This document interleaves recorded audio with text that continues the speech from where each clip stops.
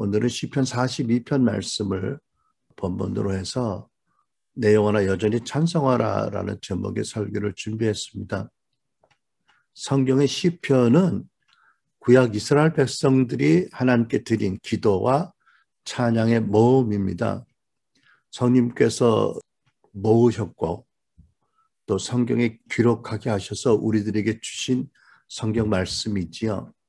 주로 하나님의 광대하심, 하나님의 아름다우심을 노래하는 찬양이 많고 하나님의 구원에 대한 감사의 찬양이 많이 있습니다.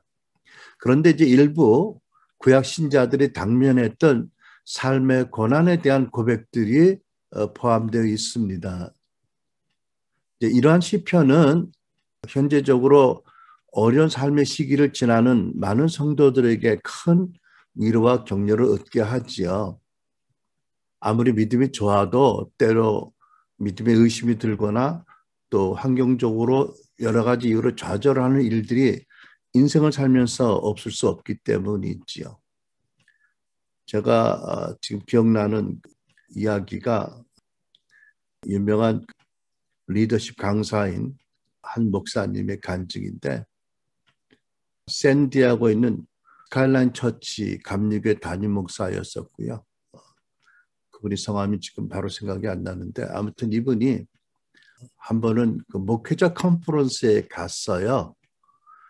가서 많은 그런 목회자들이 모였고 이제 유명한 강사님들이 목사님들이 나와서 이제 목회에 대해서 여러 가지 주제로 강의를 하는데 이분이 느끼기에 그 세미나가 진행이 될수록 회중들 많이 모이는 목사님들의 그 사기가 점점 이렇게 가라앉는 것 같이 느낀 거예요. 그래서 자기가 맨 마지막 순서였는데 나는 저렇게 하지 않겠다. 그리고 준비했던 것을 바꿨대요. 그래가지고 자기 순서에 올라가서 자기가 이제까지 목회하면서 실수한 얘기들만 계속했대요. 이런 잘못을 했고 저런 잘못을 했고 참 이렇게 망신살 뻗치는 일도 있었다. 이제 그런 얘기를 했더니 회중들이 분위기가 확 살아나는 것 같더라는 거지요. 그러니까 많은 분들이 성공적인 목사님들의 아주 훌륭한 그런 성공담도 도전이 되지만 어떤 때는 이제 그렇게 낙심케 되는 그 본의 아닌 그 결과가 있는데 내가 이렇게 부족했고 이렇게 잘못을 했고 이렇게 실수를 많이 했는데도 하나님 은혜가 계속 나를 붙잡았다. 이런 메시지가 그들을 살리더라. 그래서 집회 끝나고 돌아갈 시간이 되었는데 늦은 시간인데 목사님들이 안 가고 줄을 쫙 서서 한동안 기다리더라는 거예요. 뭘 기다릴까요? 이분 강의 테이프가 옛날에는 왜 테이프 복사기를 막 돌렸잖아요. 그거 사서 하려고. 그런 것처럼 이 시편에 어려운 삶의 시기를 지나는 이런 성도들의 그 간증적인 또 고백, 고난에 대한 그런 그 기도 이런 내용들이 있는데 때로는 많은 성도들에게 오히려 큰 은혜가 될 수가 있어요. 그죠? 믿음이 좋아도 때로 의심 들고 좌절되는 경우도 있지만 역설적으로 믿음이 좋아도 영적인 고통을 겪는 경우들도 있잖아요. 예를 들면 구약의 대표적인 경우가 누구죠? 욥입니다. 워낙 의인이고 믿음이 좋으니까 안 그러면 당하지 않을 어마어마한 재앙 같은 고난을 당했죠. 결과는 뭐 갑절의 축복이지만 과정은 처절했던 거예요. 그렇게 믿음이 좋다고 해도 의인이라고 해도 원수들의 어떤 공격을 집중적으로 받으면 일시적으로나마 큰 고통에 빠질 수 있다. 혼란에 빠질 수 있다는 것을 우리가 압니다. 전에 기억나는 것이 국제적으로 유명한 선지자 중에 한 분이 여러분도 그분 이름 들으면 누군지 아세요. 동생의 죽음으로 인해서 아마 매우 사랑하던 동생이 암으로 죽은 것 같은데 너무 충격을 받아서 사역을 한동안 내려놓았어요. 근데 나중에 보니까 그렇게 오랜 시간이 지나지 않아서 회복되어서 전처럼 아름답고 강력하게 하나님이 쓰임받는 것을 보았습니다. 그래서 제가 생각한 게, 대단한 선지자도 자기 문제에 관해서는 다른 지체들의 도움이 필요하구나. 어떤 국제적으로 유명한 선지자도 자기 문제에 관해서는 하나님 음성을 듣고 분별하는 게 쉽지 않구나. 그래서 그분의 경우가 그렇다는 건 아닌데 내 생각이 또 내 생각이 틀릴 수도 있겠지만 강력하게 뭐 국제적으로 쓰임받는 주의 종들도 사람인지라 오랫동안 크게 쓰임을 받다 보면 자기도 모르게 안에 쌓이는 것들이 많이 있는 거예요. 좋은 것이든 나쁜 것이든. 그리고 높아진 것이 일상화되어서 그런 고통 가운데 낮아지는 것도 큰 축복과 유익이 된다고 믿습니다. 이 시편 기자는 어떤 환경적인 상황적인 어려움으로 많이 고통스러워할 뿐만 아니라 전에 익숙하던 하나님의 임재를 느끼게 되지 못함으로 인해서 어떤 이유로 성전에 가서 예배드리지 못함으로 더 괴로워하는 자기 심령을 그대로 고백하고 있습니다. 우리가 본문을 좀 살펴보면 먼저 1절로 5절을 보니까 이 시편 저자가 자기의 불행한 처지와 그로 인해서 자기 영혼이 절제할 수 없을 만큼 흔들리고 낭망하고 있는 그 사실을 고백하고 있습니다. 1절, 2절 하나님의 임재를 잃고 하나님의 성소에 가서 예배드리지 못하는 가운데 영적인 암흑 속에서 갈급한 심령으로 하나님을 안타깝게 찾아도 찾지 못하는 답답한 심정을 고백합니다. 토로합니다. 하나님이여 사슴이 시냇물을 찾기에 갈급함 같이 내 영혼이 주를 찾기에 갈급하나이다. 여기 갈급하나이다 라는 표현은 이런 것이라고 합니다. 마치 사슴이 목이 타서 헐떡이며 죽을 것 같이 그렇게 목이 탈 정도로 갈증으로 고통당하는 상태를 표현한다고 합니다. 이분이 과거에 성전에서 제사를 인도하던 제사장이었든지 뭐 선지자였든지 또는 뭐 성전에서 섬기던 뭐 레위 지파 사람이었든지 모르지만 아무튼 전에는 성의를 지킨 무리와 함께 찬양하며 기쁨으로 하나님 성전에 나가서 예배하고 기뻐했는데 이제는 포로가 되었는지 적대적인 이방 가운데 들려쌓여 있으면서 하나님 임재를 느끼지 못하게 되었고요. 예배를 드리지 못하게 되었고요. 더 고통스러운 게 자기 때문에 하나님의 성호가 조롱받는 걸 보면서도 여전히 영적으로 무기력한 자기 모습을 보면서 더 낙심하고 혼동스러워합니다. 사람들이 종일 나더러 하는 말이 내 하나님이 어디 있느냐 하니 내 눈물이 취하러 내 음식이 되었도다. 그래서 5절로 자기 영혼이 주체를 하지 못할 정도로 흔들리고 낭망하고 고통스러워하고 불안해하고 있다는 것을 숨김없이 고백합니다.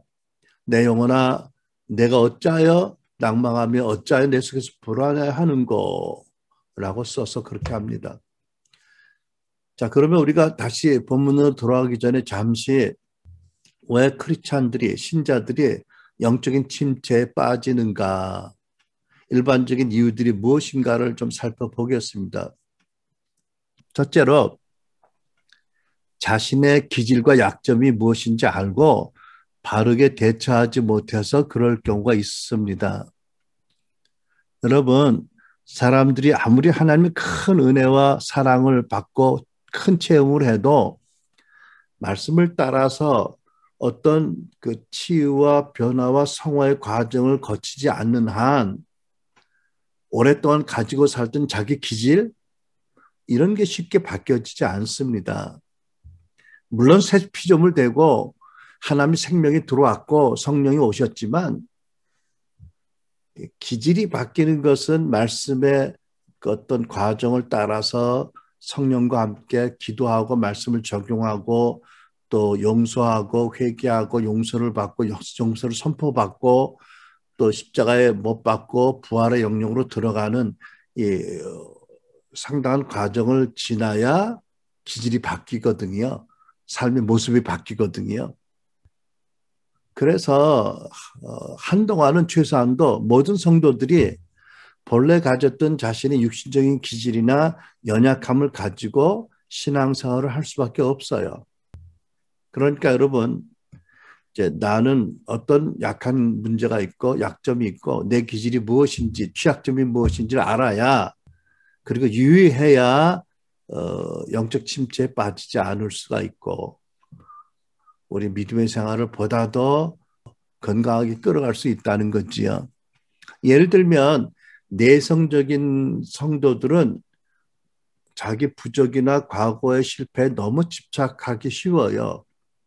그러다가 자기 반성 또는 회개 정도를 벗어나서 그런 문제에 껴있는 고착된 그런 심리 상태를 갖기가 쉽지요. 반면에 외향적인 성도들은 다는 아니지만 대개 사고방식이 단순하고 관철이 피상적이어서 쉽게 자주 실수하고 유혹에 쉽게 넘어갈 수 있습니다. 저의 경우 너는 어떠냐고 물으신다면 제가 성격이 꽤 급한 사람이거든요. 그리고 근거 없이 매우 교만했어요. 과거형으로 말할 수 있나 모르겠는데, 그래서 자주 잘못된 행동이나 선택을 해서 큰 손해를 입거나 남들에게 아픔을 주는 그런 문제가 있습니다.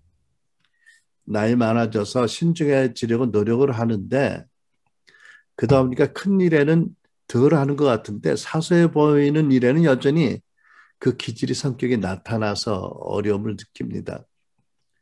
그래서 여러분, 내게 어떤 안 좋은 기질이 있는지, 어떤 나쁜 약점이 있는지, 약함이 있는지를 잘 알고 무엇 때문에 내가 자주 넘어지는지, 실수하는지를 알아서 늘 특별히 유의해야 할 것입니다. 그죠? 우리 기질이 바뀌기 전까지. 여러분은 어떤 나쁜 기질이 있어요? 어떤 것 때문에 자꾸 넘어지나요? 어떤 약함이 있어요? 혹시 남들의 평판 또는 관심에 약한가요? 또는 뭐 성공이나 출세?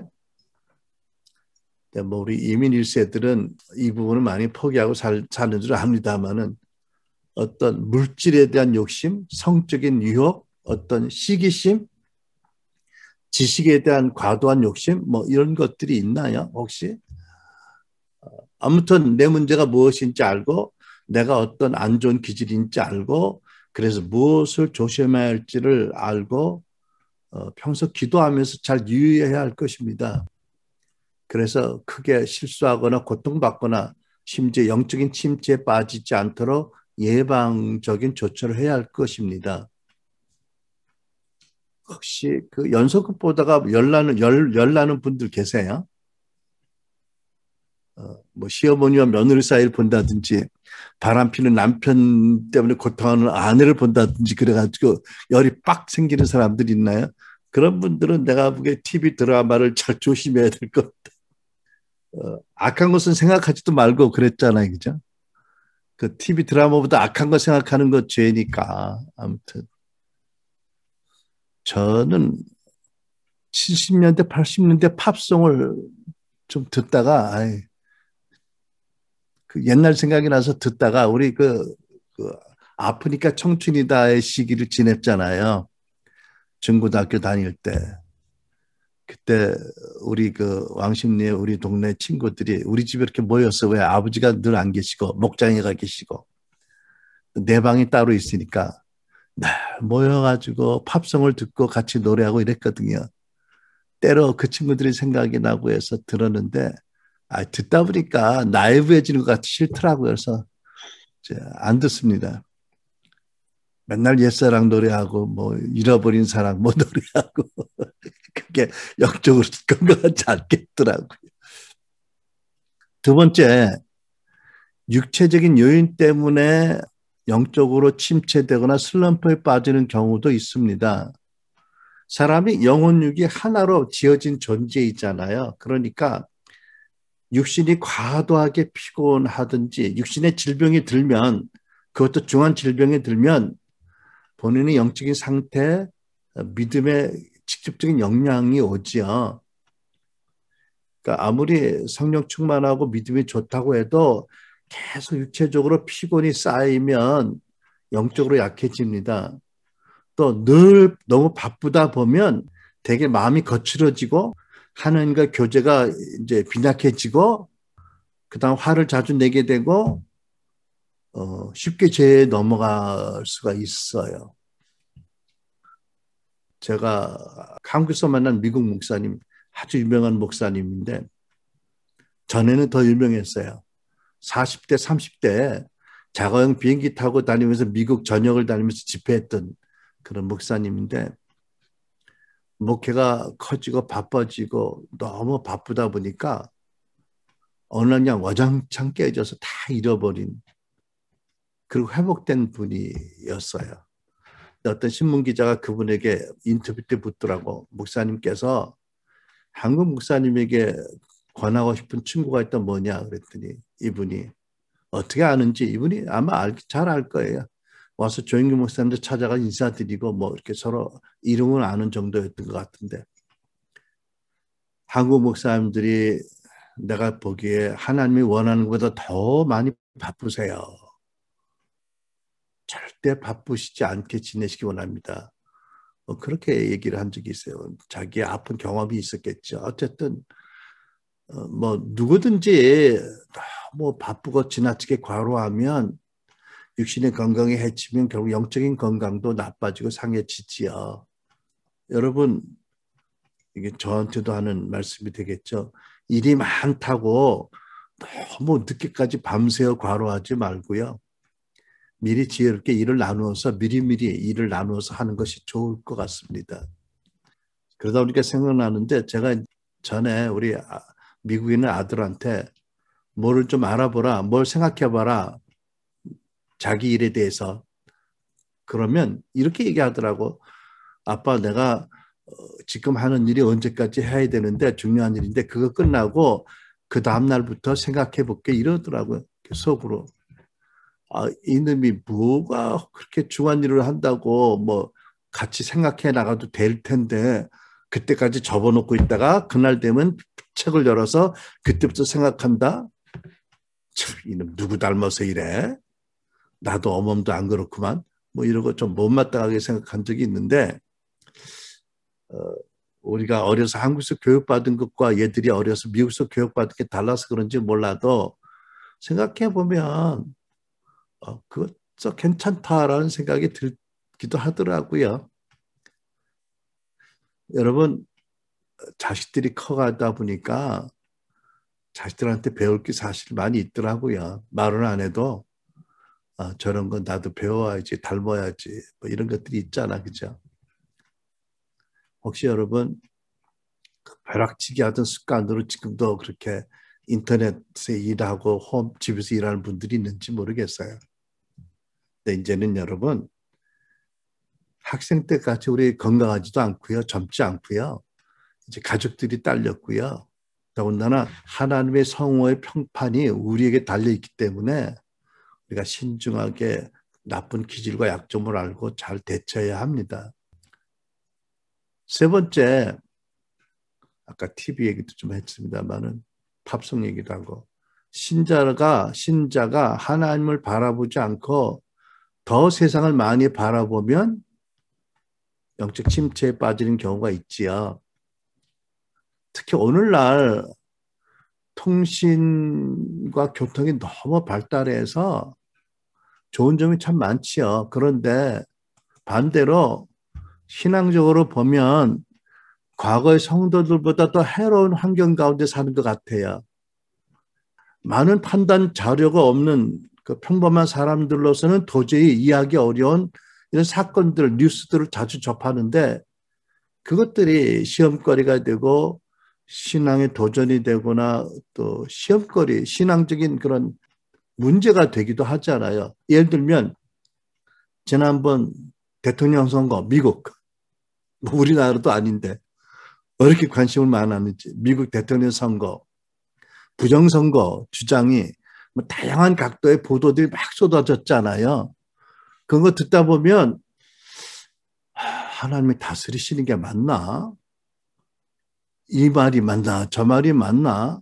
내가 어떻게 기도해야지? 이러면서 자칫 신앙의 회의가 들 수도 있겠더라고요. 근데 이제 로마서 12장 3절을 보면 이런 말씀이 있잖아요. 마땅히 생각할 그 이상의 생각을 품지 말고 오직 하나님께서 각 사람에게 나눠주신 믿음의 분량대로 지혜롭게 생각하라. 그리고 고린도서 13장 9절 우리는 부분적으로 알고 부분적으로 예언하니 그러니까 어떤 선지자도 부분적으로 예언한다는 것을 우리가 염두에 둬야 돼요. 로마서 12장 6절 하나님께서 우리에게 주신 은혜를 따라 우리는 저마다 다른 신령한 은사, 선물을 가지고 있습니다. 가령 그것이 예언이면 믿음의 정도에 맞게 예언할 것이요 라고 권면하고 있잖아요. 그러니까 어떤 유명한 선지자라 하더라도 그 예언이 부분적일 수 있다는 것을 우리가 알고 또 본인은 자기 믿음의 정도에 맞게 예언하는 것이 성경적인 태도다라는 것을 명심해야 될 줄 압니다. 그렇지 않은데 너도 나도 뭐 미국 대통령 국가적인 차원에서 예언을 막 하면 결국 양치기 소년 같은 그런 서로 같이 결국 많은 사람들에게 회의를 줄 수 있잖아, 그죠? 참 잘 우리가 기억하고 분별해야 될 줄 압니다. 또 뭐 이제 그런 차원이 아니고 가정적인 차원, 개인적인 차원에도 이런 경우가 있었어요. 어느 행복한 가정에서 자라던 3살 난 아기가 동네 건축 공사장에서 놀다가 사고를 당해서 그만 죽었어요. 젊은 부모가 죽은 아이를 안고 한없이 통곡하면서 장례를 지냈습니다. 깊은 수렁의 슬픔에 빠져 지내다가 문득 정신이 들었어요. 그 아이는 먼저 그렇게 갔지만 그 아이 때문에 남은 2아이까지 큰 슬픔이나 나쁜 영향을 줘서는 안 되겠구나. 그래서 시편 23편을 읽으면서 비록 사고로 사랑하는 아이를 잃었지만 그럴수록 참 목자이신 영원한 목자이신 예수님을 굳게 의지하는 믿음을 가지고 살자 결단을 했어요. 부부가. 남은 2아이를 사랑과 믿음으로 잘 키우자라고 다짐했습니다. 그리고 먼저 간 그 아이는 예수님 안에서 영원한 천국에서 다시 만날 소망이 있기 때문에 우리 그 소망을 품고 우리가 슬픔을 견디고 극복하고 밝게 살자. 그리고 밝게 살았다. 참 많은 사람이 감동을 받는 실화지요. 여러분 이 이야기처럼 인생에는 양면성이 있잖아요. 다면성이 있어요. 누구든지 슬프고 죄악된 것만 계속 바라보다가는 누구든지 넘어지고 낭망하게 됩니다. 그러니까 여러분 우리가 현실을 외면하는 건 아닌데 슬프고 악한 것들이 있고 그것들을 우리가 알고 기도해야 되지만 거듭 우리 시선이 거기에 빼앗기지 않도록 계속 믿음의 온전케 하신 주님을 바라보고 위에 계신 주님을 바라봐야 되는 거예요. 그럴 때 우리 주님께서 우리를 붙잡아 주시고 우리에게 위로를 주시고 우리에게 소망을 주셔서 우리로 하여금 절망과 낙심과 침체 골짜기에서 사망의 음침한 골짜기에서 우리를 건져주시게 되는 거지요. 4번째, 하나님의 은혜, 복음의 은혜를 떠나서 율법주의적인 신앙을 가지면 영적 침체를 면하기 어렵게 됩니다. 여러분, 우리가 예수님을 믿는 믿음으로 구원받은 것이 우리의 자격이나 공로 때문이 전혀 아니잖아요. 오직 우리를 위해서 대속의 죽음을 받으시고 부활하신 하나님의 아들, 성육신하는 하나님의 아들을 믿는 믿음으로 은혜로 구원받았어요. 그죠? 그런데 이제 우리가 구원받은 다음에 우리가 하나님의 성도가 되어서 여러 가지 설교의 말씀을 듣다 보면 최소한 나도 이렇게 살아야지라는 어떤 나름대로의 신앙의 기준, 삶의 기준을 정하게 되지요. 필요한 거라고 생각합니다. 그런데 너무 기준을 높게 설정했든지 기준에 자꾸 미달하는 자기 자신을 볼 때마다 낙심하게 되고 실망하게 되잖아요.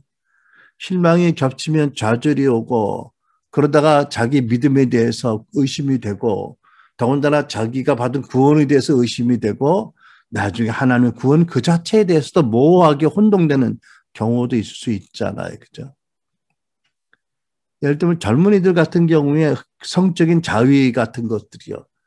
넘어지고 안 넘어지려고 하다 또 넘어지고 그래서 얼마나 많은 청년들이 그에 대한 바른 가르침이 없어서 우울하고 낙심하는지 몰라요. 물론 우리가 하나님의 그 엄청난 은혜와 사랑으로 구원받아서 조금이라도 보답하기 위해서 최선을 다해서 하나님을 섬겨야 한다는 결단은 좋은 거지만 그것 때문에 율법주의적인 신앙이나 구원에 확실히 흔들려서는 안 된다는 거죠. 어제 우리 교회에서 설교한 자매가 자칫하면 열심히 살 뻔했네? 뭐 그런 책을 봤다고 했는데 그게 뭔지 모르겠어요. 대충 느낌은 오는데 뭔지 모르겠는데 굉장히 흥미로워요. 그지? 하마터면 열심히 살 뻔했는데. 하면 열심히 살 뻔했네. 그거 제목인가요? 여러분 사실 우리는 어떻게 살아야 되는 줄 아세요? 우리는 사랑의 동기로 해야 되고 성령을 따라서 해야 되는 거예요. 하마터면 내 열심으로 열심히 사는 건 아닌 거예요. 여러분 이해가 되세요? 예수님도 스스로 하지 않고 오직 하나님이 하라고 하신 일만 하셨잖아요. 그럼 우리인들 좀 하마터면 우리 열심으로 우리 열정으로 사는 게 글쎄요. 초신자 때는 이해가 되는 일이지만 그게 성숙한 모습은 아니잖아요. 하나님께서 구약에 뭐라고 말씀하셨어요? 내가 기뻐하는 종이 어떤 종인지 알아라. 그는 소경 같고 귀머거리 같은 자다. 이런 말씀이 있잖아요. 하나님 기뻐하는 종이 뭐라고요? 모든 걸 다 하려고 하고 모든 걸 다 하려는 게 아니라 소경이다. 나는 소경입니다. 라고 있다가 하나님 눈을 열어서 보게 하면 그것을 보고 기도하고 또 그것을 보고 행하고 나는 귀머거리입니다. 라고 있다가 듣게 하시면 깨닫게 하시면 그것을 따라하는 게 하나님 기뻐하는 종의 모습이다. 이런 구약의 교훈이 있잖아. 그죠? 하마터면 열심히 살 뻔했네. 네. 그렇게 하마터면 열심히 살다 보면 지치고 자기 기준에 못 미치면 남모르게 고민하고 회의하고 절망하고 자기 비판하게 되고 자기 정죄에 빠지게 되고 구원의 확신을 잃어버리고 친치에 빠지게 되는데 특히 율법주의 신앙에서는 뭐 글로 갈 수밖에 없는 거예요. 그러니까 율법주의 체제 가운데 있다 보면 우울증이 올 수밖에 없어요. 모르겠어요. 어떻게 극복하는지 내가 모르겠는데 그러니까 이단에 속한 분들이 멀쩡한 분들이 나중에 보면 아주 멀쩡하지 않은 지도자들이 휘둘리는데 그런 것들이 있어서 그런 게 아닌가라고 짐작이 됩니다. 여러분, 그래서 우리는 하나님이 어떤 분이신지, 나는 하나님 앞에 어떤 존재인지, 하나님의 사랑과 구원은 어떤 것인지에 대해서 성경을 배우고 또 읽고 묵상하고 자주 성령 안에서 하나님의 사랑을 소킹하는 시간을 가져야 됩니다. 그래야 우리 안에 쓰레기가 담아있지 않는 거예요. 그죠? 우리가 무엇을 하든지 의무감에서 한다든지 또 두려움에서 한다든지 또는 공로주의적인 동기라든지 또 기복적인 관점에서 하지 말아야 되고요. 오직 하나님을 사랑하는 동기로 성령을 따라서 그렇게 해야 된다. 원칙이다. 그럴 때 우리가 하나님 임재 가운데 머물 수 있고 하나님과 사랑의 관계가 더 실제적으로 깊어지고 성령 인도함을 잘 받을 수 있고 하나님과 주고받는 기쁨과 행복과 사랑 가운데 건강하게 열매 맺는 삶을 살 수 있다는 것입니다. 다섯 번째, 마귀의 집중적인 미혹과 공격 때문에 영적 침체에 빠지는 경우가 있지요. 여러분, 마귀는 신자의 좋지 않은 기질, 좋지 않은 환경, 잘못된 성경 이해, 그릇된 교리에 대한 믿음 등 통로를 보면 어떻게 할까요? 그 약점을 통해서 공격하고 미혹하고 성령 충만을 잃어버리게 하고 영적 침체에 끌어들이려고 가진 괴계로 다 역사하지요. 예를 들면 지난주 본문 야고보 2장 1절 말씀 모든 악독, 모든 기만, 외식, 시기 그리고 모든 비방한 말을 버려라 하고 명령하시는데 아직 거듭난 크리스찬이고 하나님의 사랑을 받는 크리스찬임에도 불구하고 아직도 어떤 그런 치유와 마음의 변화의 과정을 지나지 않아서 여전히 그 안에 모든 악독, 모든 기만, 외식, 시기 그리고 비방한 말이 있다면 이거는 원수의 공격의 주 타켓, 통로가 되지 않겠어요? 그죠? 열려있는 통로지요. 또 집단적인 차원에서 생각하면 마귀가 어떤 교회를 무너뜨리려고 한다든지 사역단체를 무너뜨리려고 할 때 어떻게 할까요? 우선은 제일 타깃이 그 리더십이겠지요. 또 리더십 안에 이런 어떤 버리지 못한 것들이 있다면 그 통로를 통해서 역사하겠지요. 또는 그 리더십을 가장 옆에서 돕는 분, 배우자나 가장 측근에 어시스트하는 분들, 동역자들을 통해서 공격하겠죠. 그죠? 그러니까 부부간에서는 이런 말씀이 있잖아요. 베드로서 3장 7절. 남편 여러분, 이와 같이 여러분도 아내가 여성으로서 자기보다 약한 그르심을 이해하고 함께 살아야 합니다. 생명의 은혜를 함께 상속받을 사람으로 알고 존중하십시오. 그렇게 해야 여러분의 기도가 막히지 않을 것입니다. 기도 막히면 영적 침체에 빠지고 엄청 고통스러우니까 하나님이 남편들을 딱 붙잡으세요. 이렇게. 그러니까 어떤 부부를 공격한다면 약한 그릇을 먼저 공격하겠죠. 부부간에. 근데 꼭 아내가 아니고요. 여성이 사역자면 남편이 약한 그릇, 더 약한 그릇이 되고 남편이 타깃이 될 수 있어요. 그렇죠? 또는 시즌에 따라서 더 약한 그릇이 누구냐에 따라서 그 타깃이 바뀌어질 수 있겠죠. 어쨌든 목적은 둘 다 무너뜨리는 거고 목적은 한 개에 있는 영적 침체를 끌어들이는 게 아니라 한 교회가 영적 침체를 떨어뜨리게 하거나 혼란에 빠지게 하는 거지요. 그러니까 여러분 부부 간에 또 사역者간에 계속적인 용서 또 축복, 방패 기도가 잘 세워져야 됩니다. 여러분 이거 기억합시다. 다윗이 그렇게 순수하고 용맹스러웠잖아요. 특별히 왕이 되기 전에. 왕이 된다면 약간 좀 매너리즘에 빠져서 실수도 많이 하는데 그렇게 용맹하고 순수했던 청년 다윗 미추강이 사울 왕에게 복종하잖아요. 어떻게 복종하죠? 내가 이 미추강이 왕을 섬기는 그의 측근이 된 게 하나님의 뜻이다. 하나님 나를 이 자리에 두셨다. 그러니까 나는 나의 권위를 최소한도 존중하고 보호해야 된다. 그렇기 때문에 내 마음에 순간적으로 스쳐가는 악한 생각도 회개합니다. 그렇죠? 여러분 나도 다윗처럼 하나님의 마음에 합한 자가 되길 원한다면 이런 정도로 마음을 지켜야 됩니다. 순간순간 휙휙 지나가는 나쁜 생각도 우리가 털어버리고 회개하고 좋은 생각을 가지도록 계속 십자가를 지고 나가야 되겠지요. 그러니까 여러분 마귀의 계기가 다양해서 간교해서 우리가 각별히 주의해야 됩니다.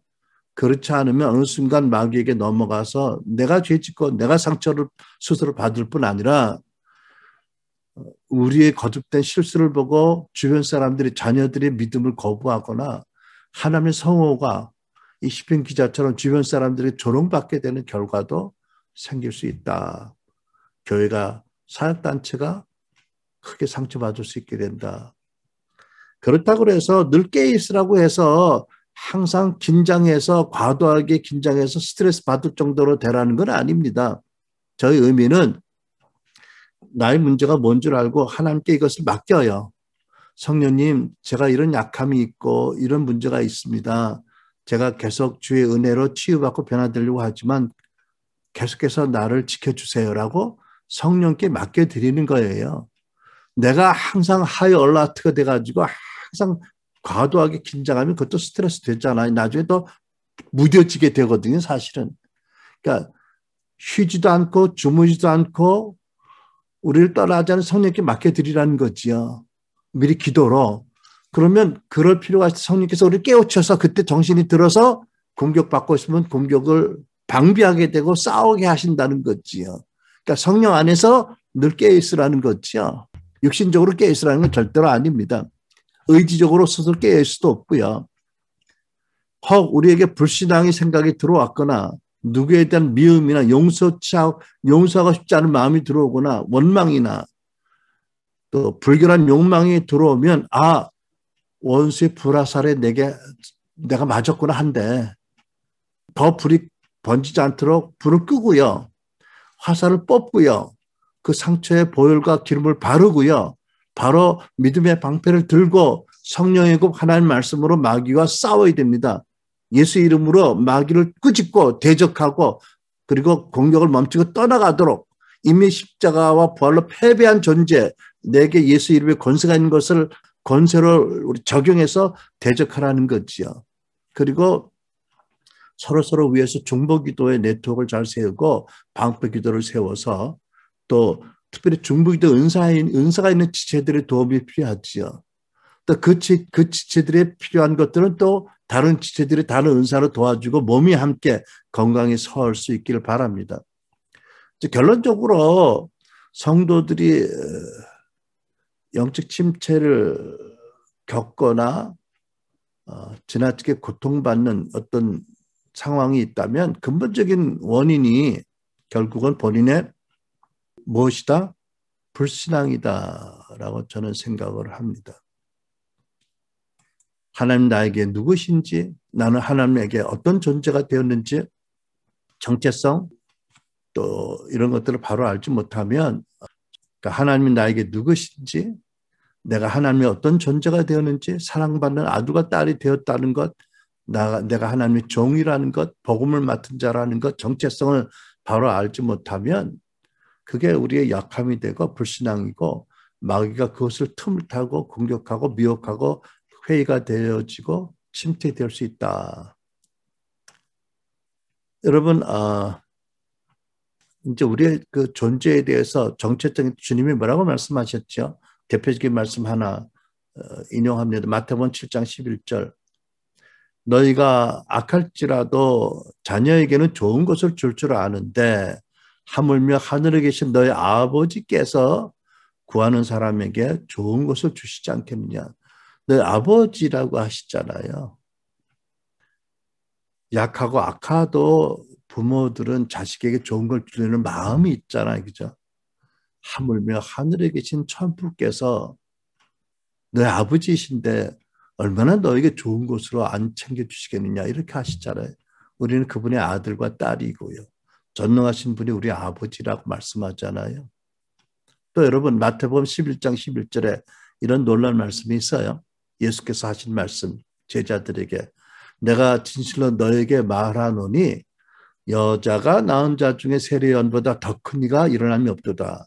그러나 천국에서는 극히 작은 자라도 그보다 크니라. 무슨 말씀이에요? 지금 이 시점까지 여자가 낳은 모든 사람 중에 세례요한이 가장 크다. 근데 하늘 나라에서는 하나님 나라 안에서는 아무리 적은 자도 세례요한보다 크다. 그러니까 무슨 뜻입니까? 여러분과 내가 하나님 나라 안에서 세례요한보다 크다는 말씀이에요? 적다는 말씀이에요? 크다는 말씀이에요. 그러니까 이런 말씀에 비춰보면 우리가 아브라함보다 커요? 적어요? 죄송하지만 믿음이 아브라함보다 커요. 그게 하나님 앞에 우리가 어떤 존재라는 말씀이잖아요. 그죠? 그러니까 너무 자기 자신을 비하할 필요가 없는 거지요. 여러분, 잠깐 동안이라도 우리 안에 불신앙이 없다면 아무리 마귀라도 우리에게 힘을 쓸 수 없어요. 우리가 이것을 바로 믿고 하나님께 도우시는 은혜를 구하고 우리 자신을 성령께 위탁해야 돼요.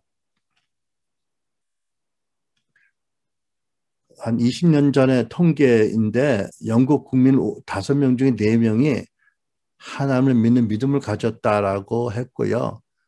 그 4명 중에 1명은 정기적으로 교회를 출석했대요. 그런데 5명 중 4명, 하나님 믿는 4명 중에 90% 이상이 하나님이 자기를 구체적으로 도와주시고 힘이 되어 주신다는 점에 대해서는 회의적이었대요. 아마 그런 신자들이 있어서 오늘날 무슬림에게 빼앗긴 영국이 되지 않았나. 그렇게 생각을 해보게 됩니다. 그렇게 보면 뭐 그게 영국뿐이겠어요. 여러 나라, 모든 나라 교회 안에 하나님 믿는다고 하면서도 하나님 구체적으로 날 도와주시는 분이다. 하나님 나를 구체적으로 사랑하신다. 보호하신다라는 믿음이 없는 이들이 너무 많은 거예요. 근데 그런 믿음이 오래가면 마귀의 회방과 또 미혹으로 인해서 점점 슬럼프에 빠지게 되지 않을까? 아마 당연히 그렇게 될 것 같아요. 그런데 우리가 결과적으로 보면 여러분, 하나님의 택함 받은 믿는 성도들에게는 어떤 사건도 하나님의 허락 없이는 일어나지는 않습니다. 하나님이 적극적으로 시작하신 일들은 아닐 수 있어도 최소한도 하나님의 어떤 그 높은 지혜 가운데 허락하심이 있어서 일어날 일들이 많아요. 거의 대부분입니다. 왜냐하면 사단이 아무리 발버둥을 쳐도 하나님을 피해서 나쁜 짓을 오래 할 수 없거든요. 그런데 그렇게 전제했음에도 불구하고 만약 어떤 성도에게 정말 심하고 고통스러운 어떤 일이 일어난다면 첫째, 임마누엘 하나님께서 그 죽음의 과정을 지나는 성도와 함께 목자로서 참 목자로 함께 계실 거예요. 그분도 아파하시면서 사랑하는 전의 고통을 함께 느끼시면서 그 죽음의 계곡을 함께 헤쳐가도록 손잡고 계신다고 믿어요. 두 번째, 언제가 그 죽음의 계곡을 빠져나오면 깨닫게 될 게 있을 겁니다.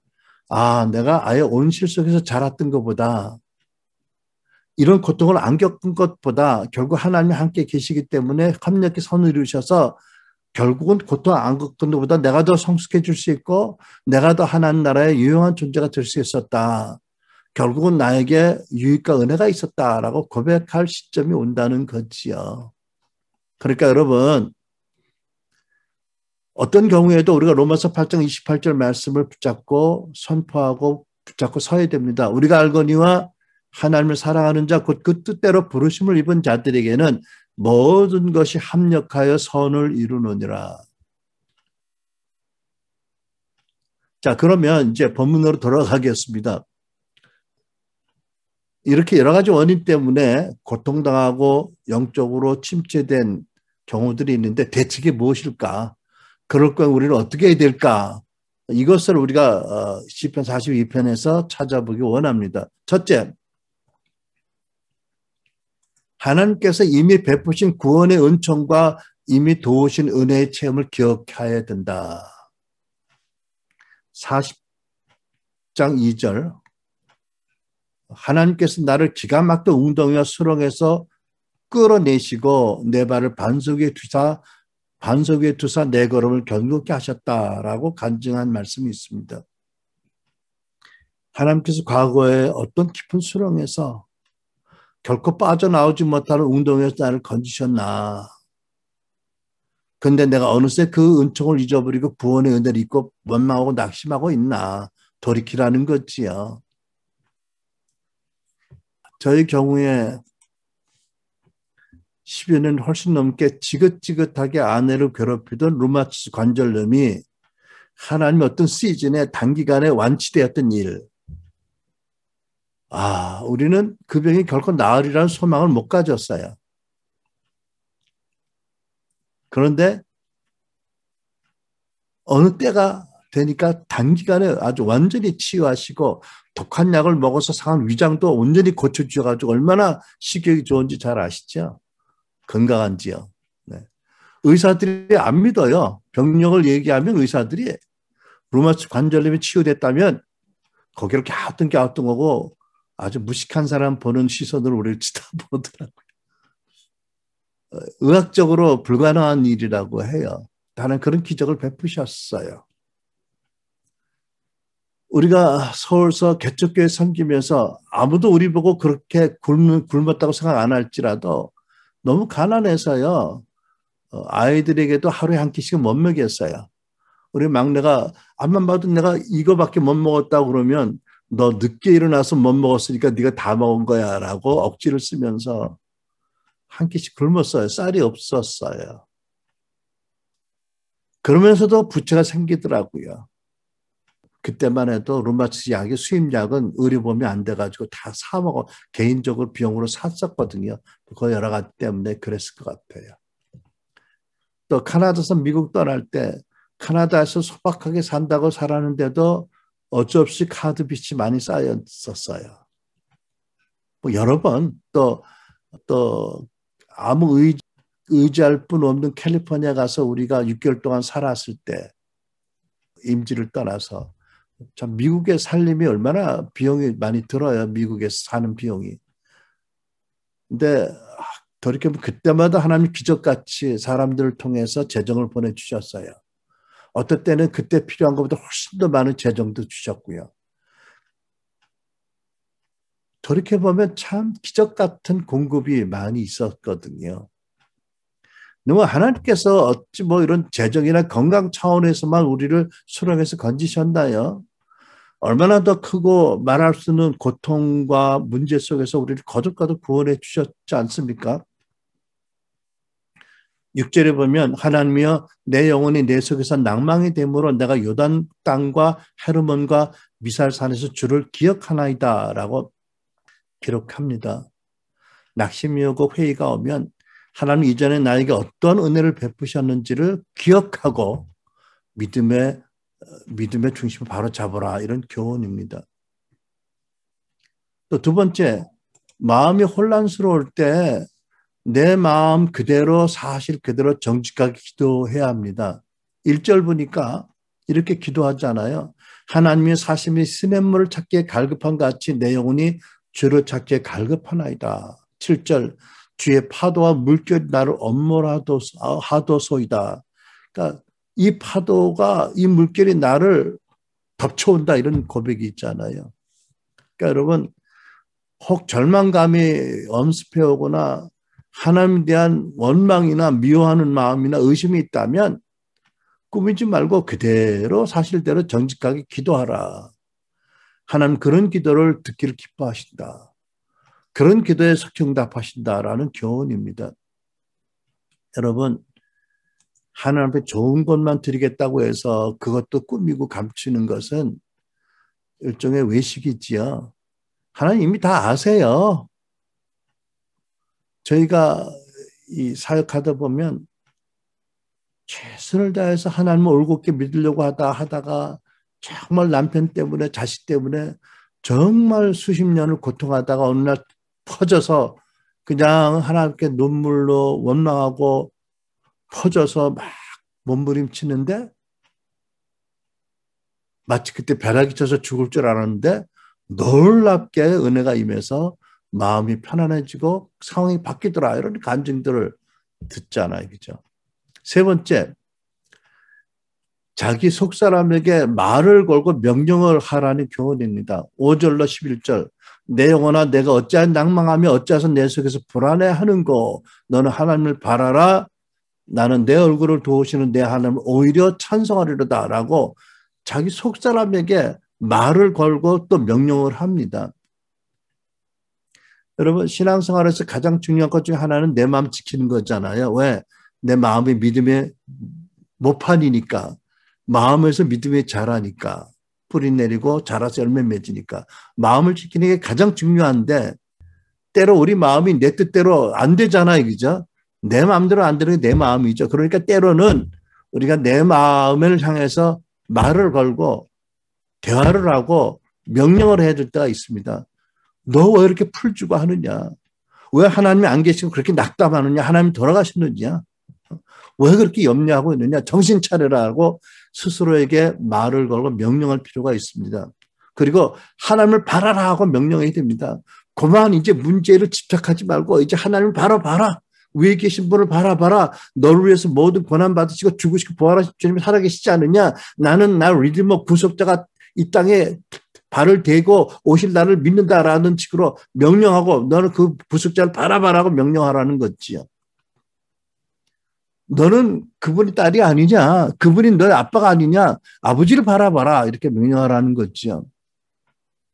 아까 우리가 찬양하라 내오나라는 복음성을 불렀지만 전에 오랫동안 교회에 섬기던 교회에서 불렀어도 왜 일주를 살면서 죄를 많이 짓기도 하고 많이 바쁘고 거칠어지고 해서 산만해지고 또 마음이 세상의 소리에 뺏기고 마귀의 소리에 뺏긴 성도들도 있고 하니까 모든 것들은 잠잠하라고 우리 속에 스스로에게 명령하는 거예요.